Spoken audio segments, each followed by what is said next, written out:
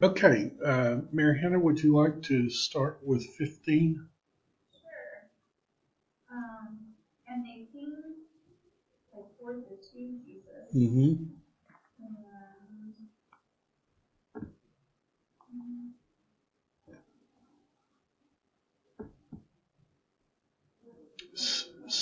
Seeing, like we, yeah, like they saw. and and the difference between uh, idon or horao and theoreo. Theoreo is where we get the word theory from, so it's like carefully looking at. Okay. So, okay, that makes sense. Looking at that doesn't look like you go on to for Jesus. Okay, so and they like maybe more like observed Yeah, good. That's great. the demoniac or the one who possessed by the unclean spirit.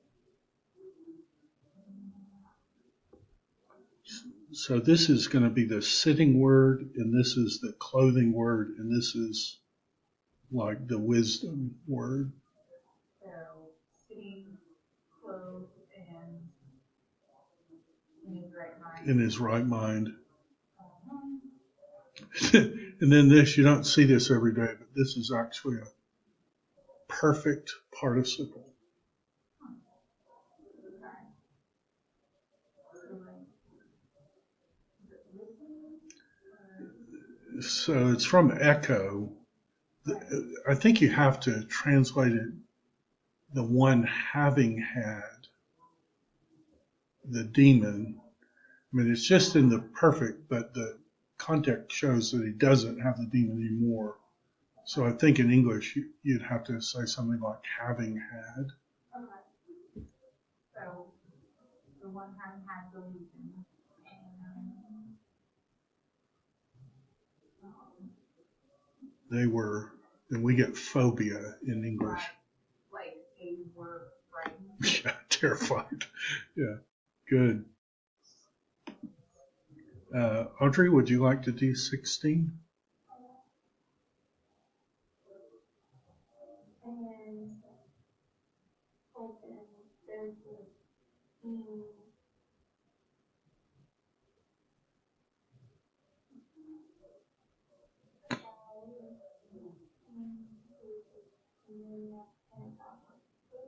And about the pigs. And I might point out that when it says clothed in his right mind, it implies that one of the disciples or somebody shared their clothes with him because he was naked, uh, which is a very godlike thing to cover nakedness. So, and then this would be mine, I guess. And this is the saddest verse. And they began to encourage him to depart from their region. They would rather have their pigs in the demon possessed man than have the demon possessed man free and lose their pigs, which I wonder if that isn't a parable of the world sometimes. It's like someone who could bring freedom, but rather rather have the pigs. All right, 18,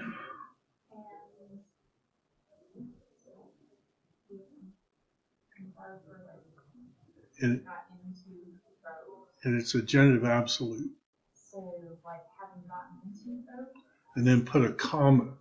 So whenever you have a genitive absolute, you get to choose to add when, since, or after.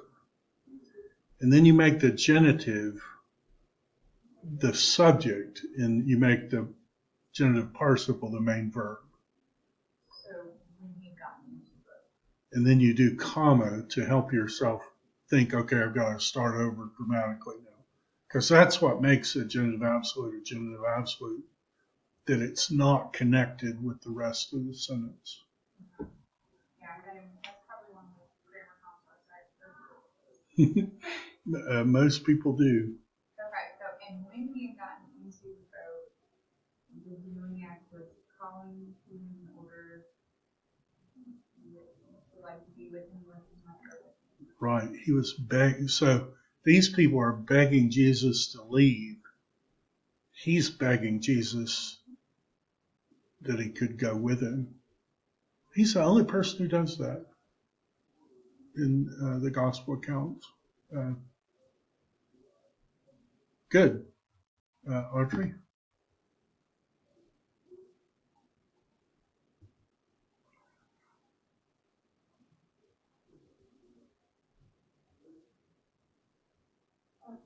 We did not allow him to go into the house for your people. Good. Perfect.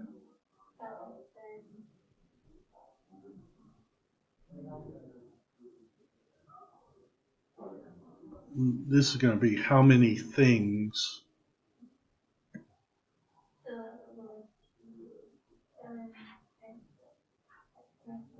How he's had mercy on you. And so you don't know in Mark's account whether Jesus is saying, go tell what the Lord has done, or if he's saying, Jesus is going to say, go tell what the Lord Jesus has done. You don't know that in Mark.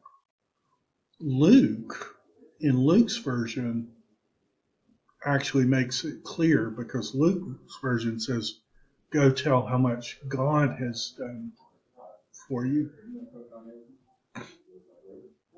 And then 20 would be mine, I guess. And he went out and began to preach in Decapolis.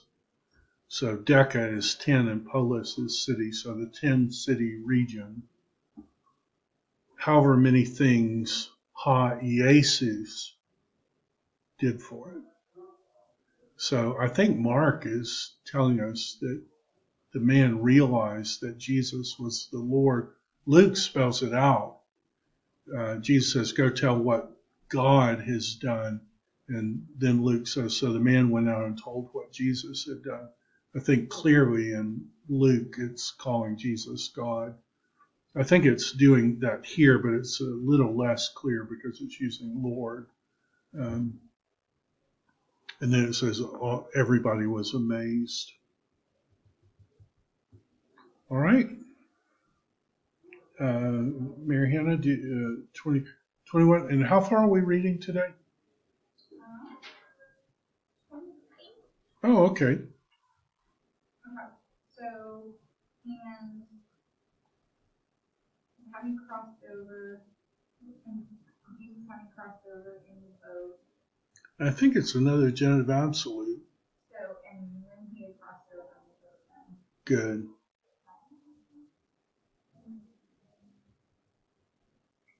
Large crowd was gathered. Good. To him and was by the sea. Perfect. So doing that teaching by the sea thing again. Good. 22.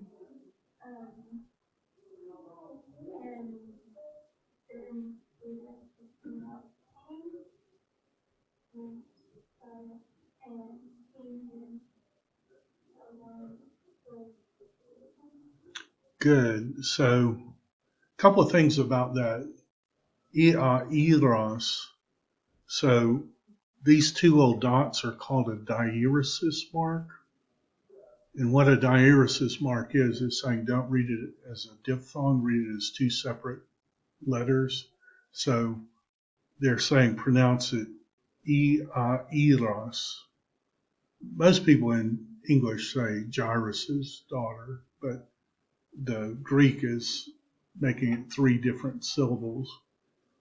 And if we look up Eros, it's from this word in Hebrew, which means he enlightens, or if you read it as a passive, it could be the enlightened one, which is really interesting because here we have the president of the synagogue and he has a need and he has to come to Jesus.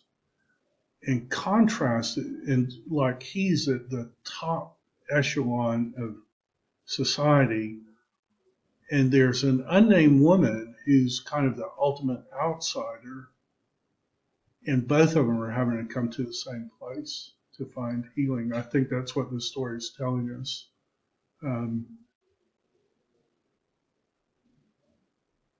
Good. So it's 23 mine. And he, Jairus, was encouraging him much, saying that my thugaterion, my little daughter, my little bitty daughter, holds lastly. So that's that idiom of existence. So is at the very point of death. My little bitty daughter is at the very point of death. And he did that in order that coming, you might place your hands on her in order that she might be saved and she might live. All right.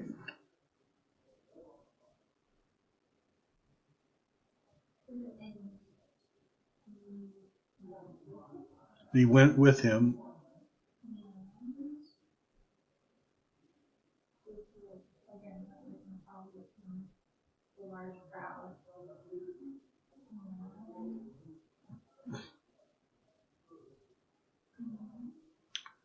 So phlebo means crush. It's the word, thlipsis is the word that's usually translated tribulation, but it's like you're between two rocks and you're being crushed. So this is the compound, so it's the intense version of that. And the big crowd was crushing him. So you just imagine people are trying to just get as close as they can. And so, I mean, they're just right on Jesus. All right, 25.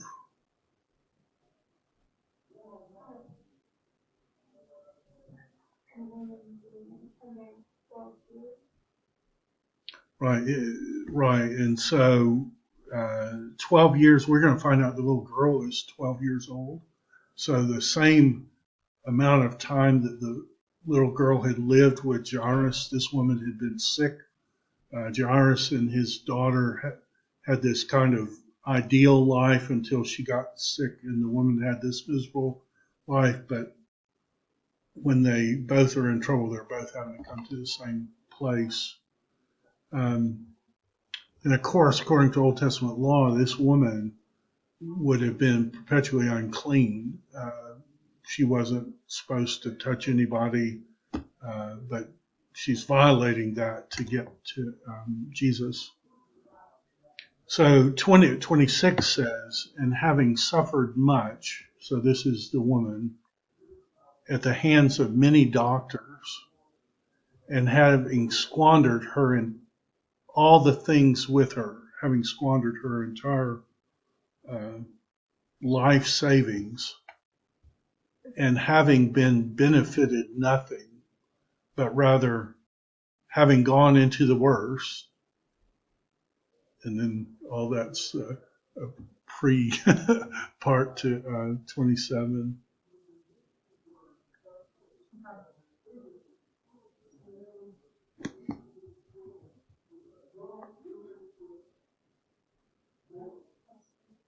Right. I want to say that that looks like the verb was here. It is. It's a feminine participle, aorist participle. Okay. So like having heard about Jesus. Having heard about Jesus, and then another feminine aorist participle Right. Which is from erkomai, aelthon, so you de-augment it to get elthon, and then usa is the feminine, so having come. okay. So having come in the crowd sometime touched people. So, uh, does that seem weird to you at all? Touch. Uh, she came and touched his garment. There's a parallel version of this story. What is this? 5. 27. Yeah, the parallel version of this story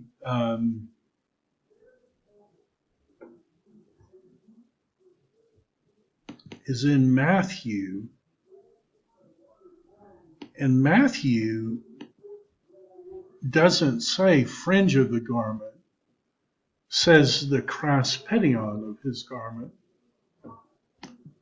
And if we do a lemma search on craspedion, turns out that word appears in the Old Testament. And we might say, well, what's it used?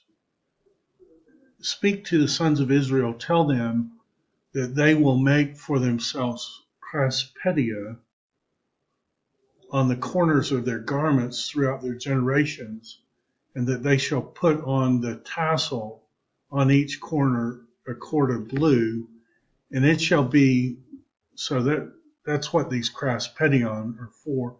It shall be a craspedion for you to look at and to remember all the commandments of the Lord. So she's touching his fringe that's to remind him to obey the Ten Commandments. And can you see that Matthew may be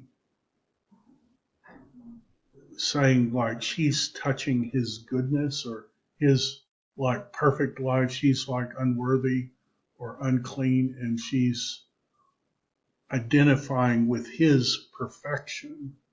That's what she's touching. That helps with the story to me a little bit. And then it's 28 as far as we read today. And whose turn would that be? Okay. First, you saying that if only,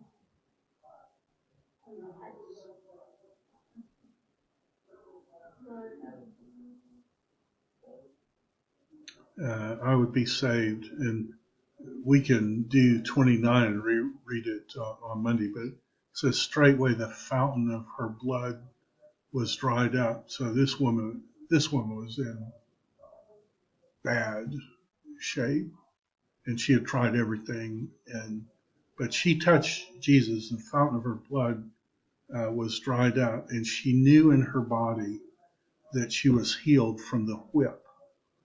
That's what this word mastigod, and usually we translate that affliction, but like this is more than just an affliction. This was something, this woman was just in terrible pain for 12 years, and she touches Jesus and she's healed immediately. So, and then we're going to pick up the Jairus story. So it's like Mark has helped us see that that this woman is kind of bracketed, I guess, between the story of Jairus, this little girl being healed. So good. You guys did a great job reading today. I'm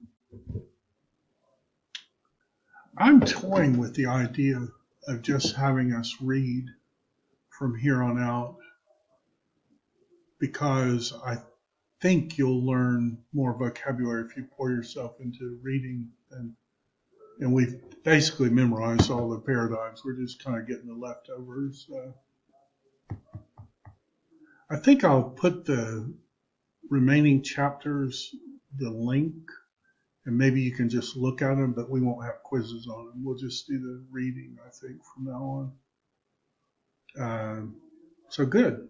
Well done. Hope you have a great weekend, and I will see you on Monday, which is the halfway point of the semester, believe it or not.